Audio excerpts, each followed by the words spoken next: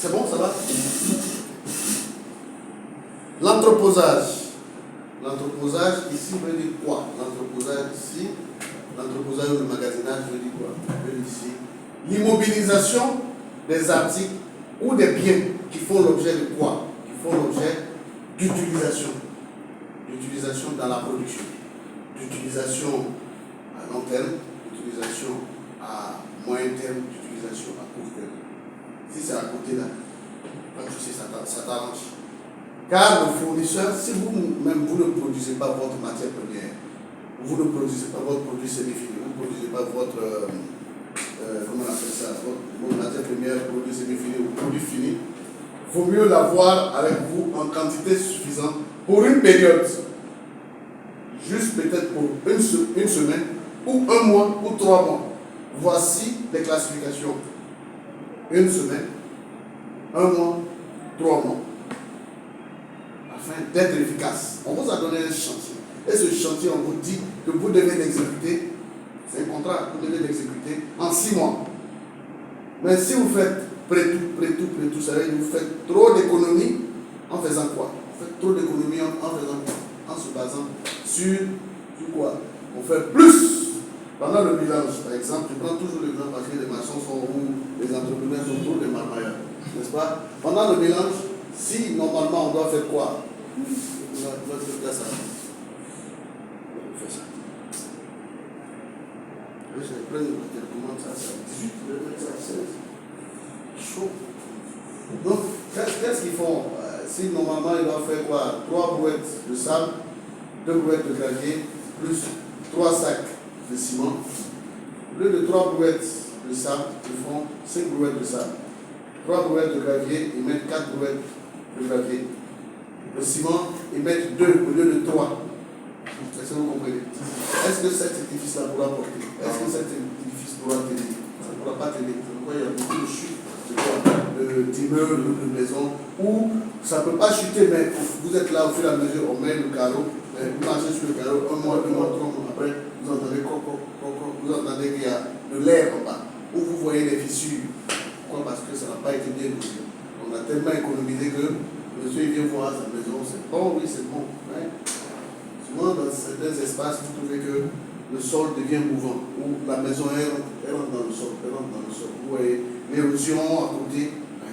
C'est parce que quelque part, la fouille n'a pas été bien faite. Le sous-bâtiment, souvent on dit sous-bâtiment.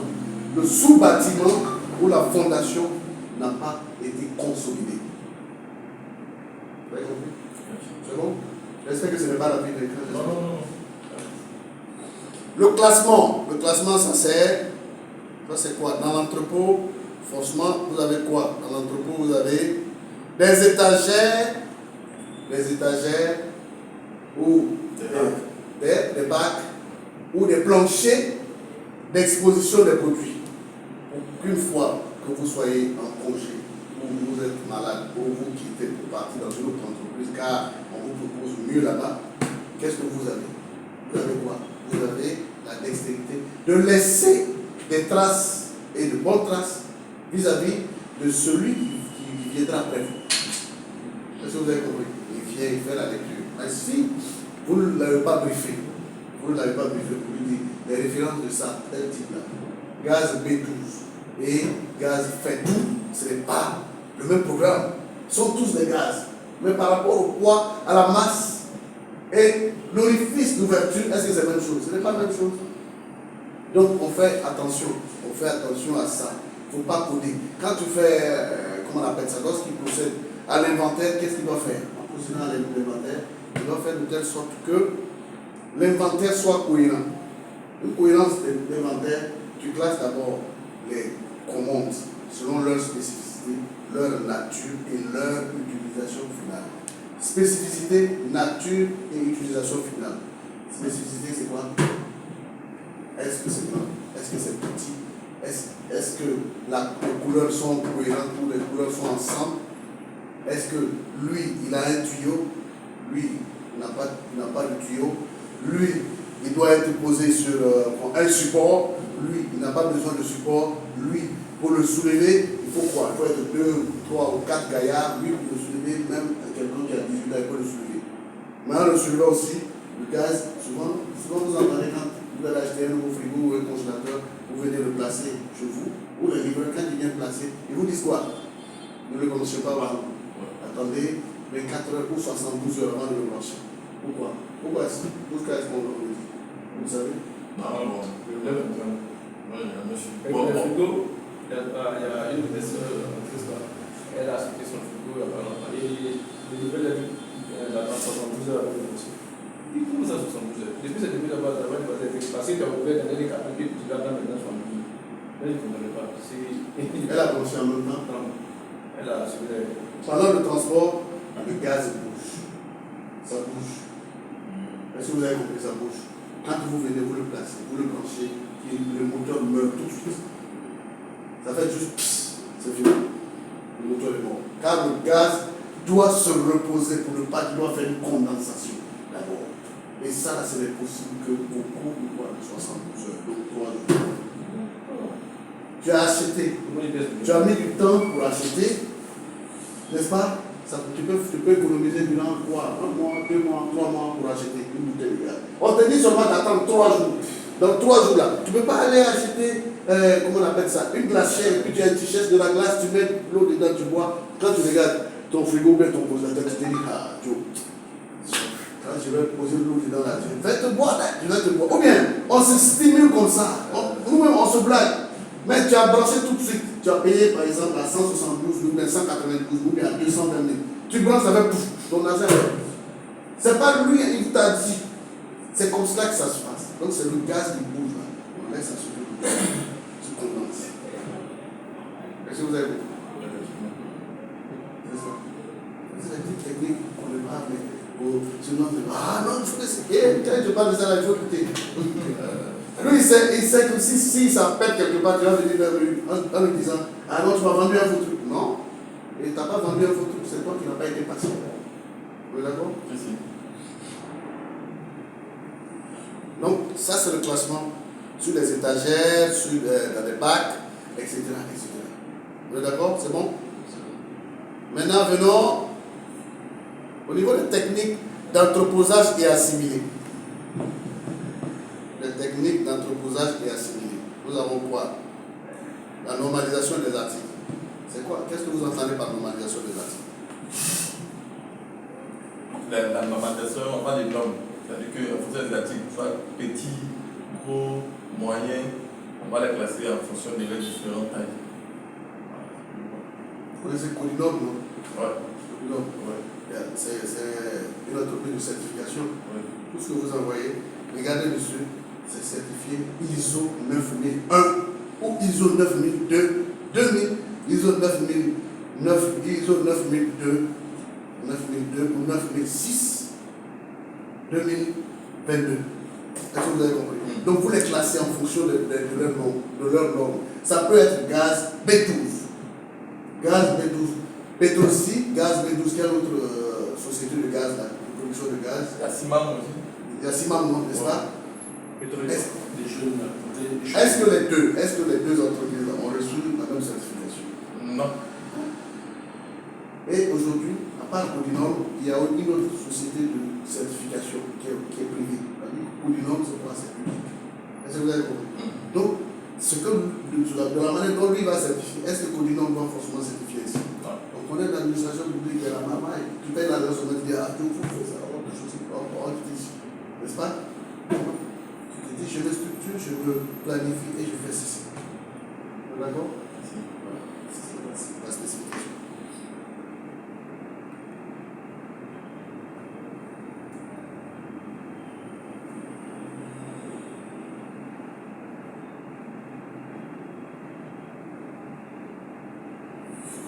La classification des articles. Les articles sont classés selon leur taille, leur poids et leur utilisation. Et on place les articles où on les classe en fonction de quoi? De l'élément principal et de ses accessoires directs. L'élément principal et de ses accessoires directs. La bouteille de gaz, le raccord, et puis la mèche d'ouverture. Le robinet d'arrêt ou le déclenchement. Ils sont proches. tu as pris ça, lui là il est à côté, lui l'autre là il est à côté. Regardez un peu les dames quand elles vont aller acheter leur tenue. Il y a toujours quoi? La tenue, elle cherche la même chose que quoi? Ça va comme ça. Assortie, même couleur. Voilà. Même si c'est pas la même si la chaussure, mais souvent celles qui sont aussi beaucoup plus exigeantes, il faudrait que la chaussure soit de même marque que le sac. Ça, quand elle s'assied, elle ne va pas déposer le sac par terre, elle ne va pas déposer les yeux. Elle cherche quelque part où il faut déposer en l'air pour que les autres puissent voir. Tu vas voir, même si elle n'a pas l'habitude de faire ça, elle fait ça. Puis on voit la marque de chaussure qu'elle porte. Vous avez compris? Ça là c'est pour faire yaya. Donc voici comment est-ce que l'on classe de manière successive et de manière coordonnée. Tu as pris ça, lui va avec ça, lui va avec ça. Un téléphone va toujours avec quoi? Son chargeur, n'est-ce pas? Et quand ça commence à se désagréger, c'est l'écran qui se brise d'abord, n'est-ce pas? Lorsque l'écran se brise, que ça n'a pas touché le cœur, qu'est-ce qui se passe? L'écran est toujours allumé. Mais si ça a touché le cœur, les lentilles qui sont dedans, ça s'éteint, l'écran s'efface complètement, il est mort. On peut t'appeler, tu décroches. Mais c'est vrai qu'il t'appelle. Mais je ne sais pas qui t'appelle. Ça peut être quelqu'un qui veut t'attacher. Dès que tu décroches, oui, vous êtes où? Oui, j'ai besoin de vous, je vous ai demandé ça, c'est tout. Mais il faudrait voir d'abord, tu regardes et puis tu dis, non, là je ne décroche pas. Il va t'appeler durant 10 ans, tu ne décroches jamais. Pourquoi? Parce que c'est là ma main. Est-ce que vous avez compris? La symbolisation des articles. La symbolisation des articles, c'est les références. C'est le référencement. L'article lui-même, si c'est ordinateur forcé, tu feras la première lettre, c'est ORD. Les autres maintenant, c'est en fonction de quoi? En fonction de la marque, en fonction de quoi? Du Pentium, et en fonction du Pentium et en fonction de l'espace du disque dur interne. Vous avez compris? C'est cela, la symbolisation. Le contrôle des entrées et des sorties des produits. Contrôle des entrées et des sorties. Le contrôle des entrées et des sorties ne se fait pas au hasard. Le contrôle des entrées et des sorties s'effectue avec quoi? Avec d'abord le bon de livraison. C'est le premier document, le bon de livraison. Là, le bon de livraison à côté, vous avez quoi? Tout à l'heure, l'élément qu'on vient de voir tout à l'heure, le monsieur est venu avec les documents. Le CMR, ça c'est quoi? Ça c'est le document de transport. Le document de transport routier. CMR.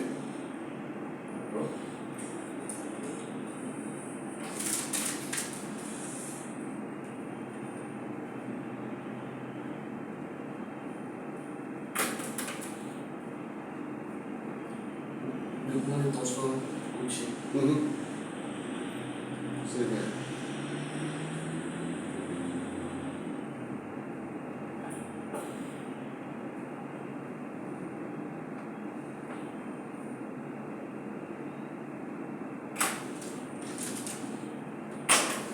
Et qui délivre ça?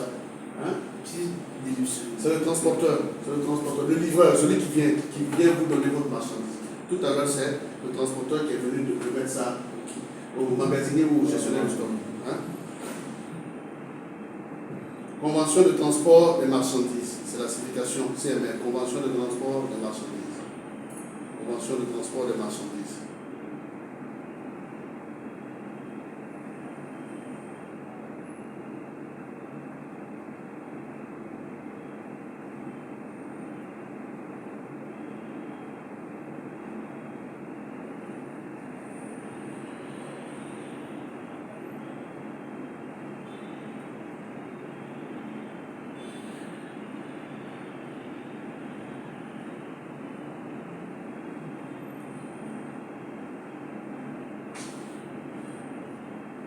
C'est bon?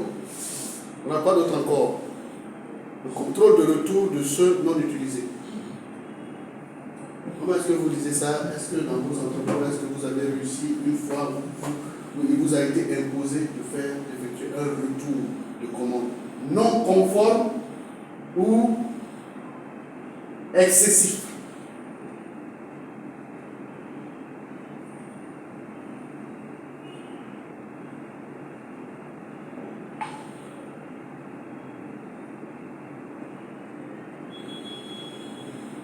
Vous avez compris ce que j'ai dit? Je suis confronté à ça. Hein? Confronté à ça. Ah bon, hein? Par rapport au retour. Mais bon, là c'est on sorti comment il dit client. Sorti stock client. D'accord. Sortie de stock client. Qu'est-ce qui se passe au niveau de sortie de stock client? Au niveau de sortie stock client, il arrive que le label, l'agent de stock se trompe dans le label. On l'a mis dans la préparation de commande. Si tu prends la préparation de commande, celui qui va au pointage, lui aussi n'est pas vigilant, il se trompe de produit, il se trompe carrément, voilà, et puis le produit arrive dans la tête du client. Lui aussi, par manque de vigilance, il n'a pas vérifié, lui il a été assez distrait. Lorsqu'il arrive en de quand c'est combien de secondes, parce qu'au lieu de donner soit un parfum Mystery Girl, on lui donne un testeur et même non. Voilà, parce qu'à cause des noms, souvent on peut se tromper. Ou bien carrément, à cause des blocs de désignation, on laisse peut-être l'article dans le rayon des B, on va prendre l'article dans le rayon des F. Puis, par ça aussi, souvent le nom se ressemble comme assonance César. Donc, quand les noms se ressemblent comme ça, on peut se tromper et puis bon, dans la rapidité, dans l'exécution, on se trompe. Donc, lorsqu'il arrive, il voit que ça ne correspond pas à ce qu'il a demandé. Il vient et puis nous pose le problème. Et nous, dans ce cas-là, puisque c'est déjà sorti, les directeurs d'opération et son équipe, les chargés sont obligés de nous faire un bon de livraison. Voilà, un bon de livraison pour avec l'emplacement du produit. Donc, lorsque ça arrive au stock, on prend, on fait le remplacement du produit et puis les verser. Ou bien, le produit peut être endommagé lorsqu'à l'ouverture. Voilà, le monsieur il ouvre, il commande la commande et puis il voit que la bouteille du parfum est cassée. Lorsqu'il ouvre, il constate que le parfum est cassé. Certes, ça ne nous incombe pas directement, mais pour la notoriété de l'entreprise, quand le client envoie, le gars, ça va toujours au service client, voilà, et puis ils font une bonne livraison pour produit endommagé. Et lorsqu'il arrive à notre niveau, on fait la livraison et puis on signe. Souvent aussi, il arrive qu'on a mis plus de quantité. Voilà, si le monsieur il est de bonne foi, lorsqu'il arrive, il vérifie que la quantité qu'il a commandée ne correspond pas à ce Ça, c'est un béni de Dieu. Sinon, de vous avoir qui est fou. Trop de viande dans la sauce. Ça ne va pas la sauce. Mais je te coupe, excuse-moi. Mais tu t'habilles à cela, tu te fais perdre des clients. Il y a tout de suite un manque de confiance que tu crées avec tes partenaires en affaires. Il faut être rectable. On va te dire, oh, il est fou, oh, lui, c'est pas grave. Mais ton caractère à toi, c'est ton caractère. Tu ne changes pour personne. Tu ne changes seulement pour toi-même, pas pour quelqu'un. Est-ce que vous comprenez? C'est ça. C'est spécifique. Ça te fait grandir. Dans ce mon Dieu. Souvent, la maman, quand il était gestionnaire de stock, je vous explique, après il va continuer. Non, il faut me donner ça. Après, on te donne ça. On nous a donné un chantier là-bas, puis on va vous donner ça. Il dit, c'est que vous êtes en train de dire là. Vous savez que vous vous piégez vous-même. Il dit, pourquoi? Il est d'accord. Il est regardé derrière vous. Et il dit quoi? Oui, il y a la caméra là-bas. Le monsieur il est à côté, il est en train. Si c'est moi, dès que quelqu'un rentre là, mettre pas, puis il est là, il écoute. Mais il sait que moi c'est direct. Tu ne peux pas te foutre de moi. Tu es boss. Mais tu es mon petit frère, tu ne peux pas te foutre de moi. Pourquoi pour des miens comme ça? J'ai ma valeur. Ce qui est pour moi, c'est pour moi. Voilà. Par exemple, je suis venu aujourd'hui samedi animer une formation. Est-ce que je suis assis à la maison ou bien je suis assis au bâtiment? Pourquoi? Non. Ça, c'est ça. Ça, c'est mon mangement, ça, c'est personnel. C'est ce qui se passe là-bas. À la fin du mois, je tente. Il ne faut pas qu'on me dise non, on n'a pas l'argent, c'est quoi? C'est le 5, le 15, etc. On va se botter même en même temps. Elle était dit, j'ai dit, quand c'est chaud, tu m'avertis 2 semaines à l'avance. Là, à la maison, ça ne pardonne pas. Dès qu'on sent que c'est le 25 ou c'est le 21, on commence à faire ça déjà. Comment tu vas, chérie? Ça va? Ça va? Parce que je sais, c'est la maman qui commence. C'est une technique d'approche. On te dit, il ne faut pas m'oublier. Dès que ça vient en même temps, et tu rentres le 25, tu as la mine serrée, et ça, on va te souffler, te dorloter. qui t'a énervé encore? Les gens ne sont pas gentils, c'est quoi ça? C'est que tu aimes là. Ce que tu aimes là, la sauce que tu aimes là, j'ai préparé ça. Et là, tu as vu, il y a placard ici, j'ai mis escargot, j'ai mis crabe, j'ai mis tout. Oui, merci chérie, ça va. Quand elle commence à finir, elle dit, ah oui, ça, j'ai touché son cœur. Je dis, viens, tiens, voici ça, voici pour toi. Ah, merci, merci. Tu ne sais pas ça en amont. Si l'argent est là, c'est ça, tu peux donner. Ah, mais si c'est pas là, c'est mort. Donc voici un peu, c'est cela la technique. Voilà. Allez-y. Donc, comme je le disais, donc souvent on fait des écarts peut-être au niveau de l'histoire un article, il va donner 3 articles. Là, on dit, monsieur, vous avez bonne foi, on le tient. Et puis, dans l'opération, au niveau de peut-être un produit de style enzyme, voilà, donc je le tourne les 2. Et quand c'est comme ça, bon, il n'y a pas à prendre les livraisons, il n'y a pas à prendre les livraisons, là ça c'est déjà directement pour pas savoir. Donc on prend, et puis bon, la responsable sort, elle lui dit merci, et puis il dit merci, ça passe. Vraiment, ce que vous avez dit n'est pas trop par rapport à trop de bien et pas la source. Mais je comprends une chose que dans l'entreprise, dans les professionnels, il y a la communication que tu dégages quand tu passes peut-être les clients. On ne m'a pas appris. C'est quelque chose qui est appris de façon naturelle. Lorsqu'on est arrivé, on travaille à deux, responsablement, après les autres sont venus. Après les deux, mais c'est moi qui partais pour contact direct des clients, les clients sont les consommateurs. Donc, qu'est-ce qu'il fait? Souvent, quelqu'un il ne maîtrise pas, il est crispé, la femme vient, elle commence. C'est nouveau. Donc, dans ma technique d'approche, j'étais assez, pas assez truc, mais j'étais assez droit, calme et objectif avec ces gens de personnes. Je leur disais ce qu'il faut faire quand je le peux. Quand ça dépasse mes compétences, je l'envoie dans la section où ils sont chargés de faire ça. Et je mettais un peu de rigolade juste pour le temps que je passe. Et ça fait qu'il y a une certaine affinité, disons, entre les partenaires et moi. Ce qui fait que, et je sais que c'est ce qui fait que beaucoup de fois, les collègues me retournent, parce qu'ils ont tout ça, c'est parce que c'est bien que je retourne avec eux. C'était le son là. Et maintenant, tu as parlé. Et voilà, c'est pas quelqu'un. Et après, du moins, ça attaque tout le monde. Et même si ce sont mes collègues qui font le vrai, ils ramènent. Donc, c'est pour les outils, le contrôle des retours des sujets, il y a plusieurs cas de figure qui sortent de la tête. Donc, c'est un peu. Il est expliqué. Oui, allez-y. Moi, je continue à Ça ne t'est jamais arrivé. Oui. Non. Mais ça se passe. Bon, si ça ne vous est jamais arrivé, ça va vous arriver. Où l'utilisateur, il est là-bas et vous dit non, j'ai besoin de tel. Et vous qui êtes gestionnaire de stock, enfin, gestionnaire de stock, ce n'est pas le gestionnaire de stock qui s'occupe de cela, c'est celui qui est au niveau des achats. C'est lui qui s'occupe de cela. Le gestionnaire de stock ou le magasinier, quand on envoie lui stock, et les documents et le contrôle physique, est-ce que le technicien est au courant du jour de livraison? S'il est au courant du jour de livraison, il vient pendant la livraison, c'est là qu'il doit dire non, ce n'est pas ça, ce n'est pas conforme. Ma commande n'est pas conforme à quoi? En fait, le produit livré n'est pas conforme à ma commande. N'est-ce pas? Mais si ça reste en stock jusqu'à 1 mois, 2 mois, puis il vient, il constate que c'est là, n'est-ce pas? Depuis 2 mois, et qu'ils disent non, ce n'est pas conforme à ça. Et que vous appelez le fournisseur, vous lui dites que non, vous avez le tour, il vous dit là que non, plus non. Carrément, il y a des fournisseurs qui disent non, ils ne prennent pas. Il dit que la date, il a besoin de son argent, c'est dans 3 mois, il reste seulement 1 mois pour payer son argent. Il dit gardez, faites-en ce que vous voulez lui-même. Moi, je ne comprends pas. Carrément. Mais on aurait pu éviter cela à partir du temps. À partir du contrôle du jour de livraison. Le jour de livraison, si tu viens faire le contrôle. Le gestionnaire de stock, lui, c'est pas l'utilisateur, il a besoin de quoi? N'est-ce pas? Il a donné des références à qui? Des références des explications. Des références et des explications au responsable des achats ou à l'acheteur. Le responsable des acheteurs, des achats ou l'acheteur a fait quoi?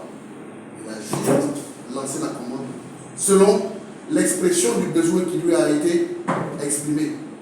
Excusez-moi pour la tautologie, mais on exprime un besoin en fonction de quoi? En en fonction des indications, vous allez les items, vous allez chercher. Vous êtes d'accord? Vous ne pouvez pas inventer. Quand ça vient, celui qui doit être là, il doit être informé. Les achats sont informés. Le technicien ou l'utilisateur final du bien doit être informé. Et le gestionnaire de stock, lui, ne fait que recevoir il leur passe. Vous prenez, vous faites la copie, vous leur montrez, vous ouvrez, il regarde. Si ce n'est pas conforme, le livreur même qui est là, il retourne encore avec le mat. Pour éviter que de l'argent sorte sans pour autant utiliser le bien. Mais ce bien-là, si on ne l'utilise pas aujourd'hui, ou tout de suite là, on va l'utiliser quand? C'est vrai qu'il y a un trou. On vous a donné un contrat, pourquoi? Pour une période de quoi? De 6 mois. Mais pour la non-présence d'un article qui doit être utilisé aujourd'hui, si cet article n'est pas là, est-ce que ce travail du contrat sera effectué? Non, pas du tout. Ce n'est pas effectué. S'il n'est pas effectué, c'est quoi? Il y a un retard par rapport aux opérations. Vrai ou faux? Et ce manque à gagner là, on tombe sur qui? Sur le directeur général. Et le directeur général va commencer à crier. Vous allez faire l'autre contrat qu'on doit avoir, on ne l'aura pas. Hein? Vous êtes quoi? Des nuls? Vous êtes quoi? Ça se dit souvent. Ça choque. Ou bien, bon, en entreprise, il y a toujours des personnes qui disent il n'a qu'à parler, il n'a qu'à... Ça, c'est des tireurs au flanc, il n'a qu'à parler, on s'en fout. Nous, on s'en fout. Non, quand tu effectues un travail, quand tu es opérationnel, toujours tu dois te dire que tu as une notation par jour. Selon les tailles des entreprises, la notation, elle est sur quoi? La notation, elle est sur l'échelle de 10. Pour les entreprises de salles, elle est à l'échelle de 5. Pour les sociétés à personnes dénommées, C'est ça. Voilà, les sociétés, non, les SA, ce sont les sociétés anonymes, c'est les firmes ou bien leur représentation ici comme pour eux. Voilà. Mais les sociétés, tu crées ton entreprise, c'est toi qui es le directeur général, c'est toi qui es le pénal. Je parle de ça.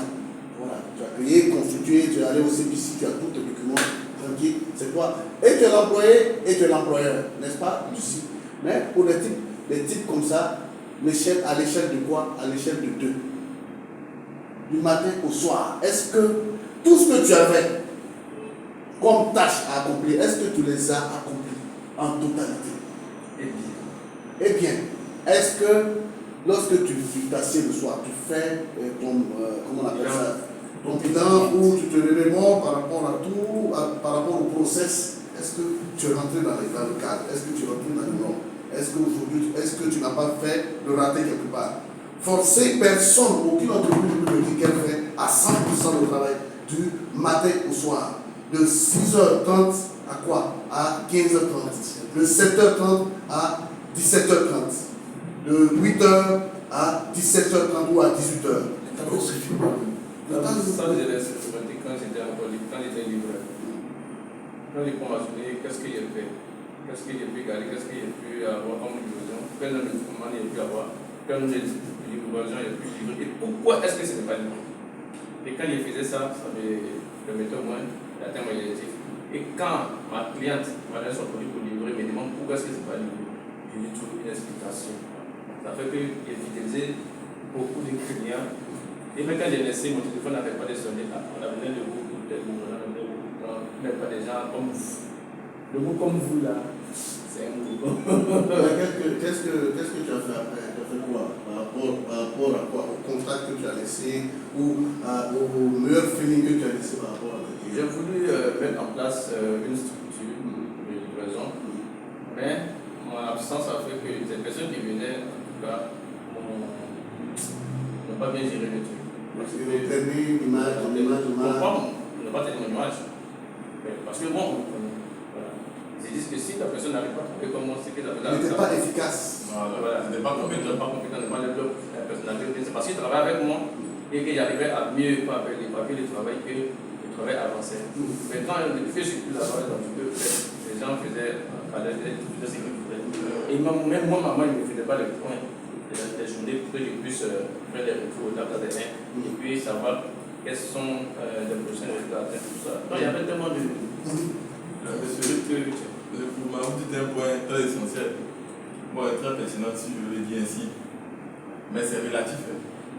À certaines entreprises où donnes corps et âme de façon professionnelle, mais en retour, ce n'est pas ça. Dans ce cas de figure, qu'est-ce que tu fais? Tu as déjà pris le courage de pouvoir te donner, donc tu bats pour le travail.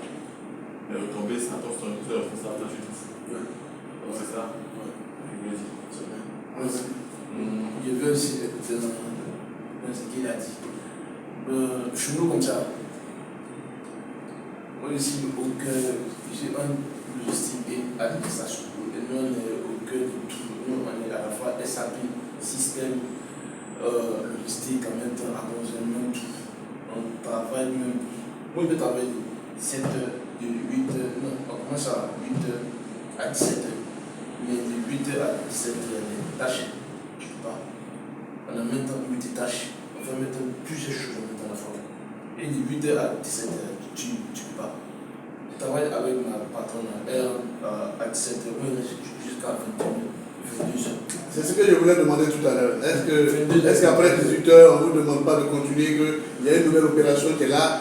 Sans te dire même, toi-même, tu n'as pas besoin de ton, comment on appelle ça? Il n'a pas besoin de ta vie. Non, c'est clair. Toi-même, consciemment, tu sais que tu vas rester. Et si tu restes jusqu'à. Il y a deux. Et on est là jusqu'à. Bon, les récompenses, comme il a dit, ça cible toujours en haut. Et ça ne descend pas souvent. Donc ça démotive. J'étais au projet, tout chez moi. Je me suis promené avec mon ordinateur. Toutes mes tâches, j'ai fait ça les temps à la maison. Où j'étais, que je sois à la plage, au marché. C'est qu'est-ce qu'il faut travailler. L'ordinateur, c'est travail. C'est ce qu'il fait. C'est aucune récompense. Il y a eu mon internet qui est là, où je suis. Et du coup, tu vas prendre l'ordinateur. Même si c'est au village, tu trouves une planète appelée, tu travailles. Donc, bon, ça veut dire quoi que on se tue corps, âme et esprit, et le temps. Et puis, le travail, il faut être disponible à tout moment. À n'importe quel moment, quand on t'appelle, il faut être disponible. Et c'est ce qui va avec le travail que tu fais. Disponibilité, c'est ce que vous avez tous les jours. N'est-ce pas? Disponibilité. Vous avez vu? J'ai créé ma société, ça fait 1 an. Je travaille dans le bloc que j'ai créé ma société. Ça fait 1 an. J'avais des cartes de visite qui sont finies. C'est comme.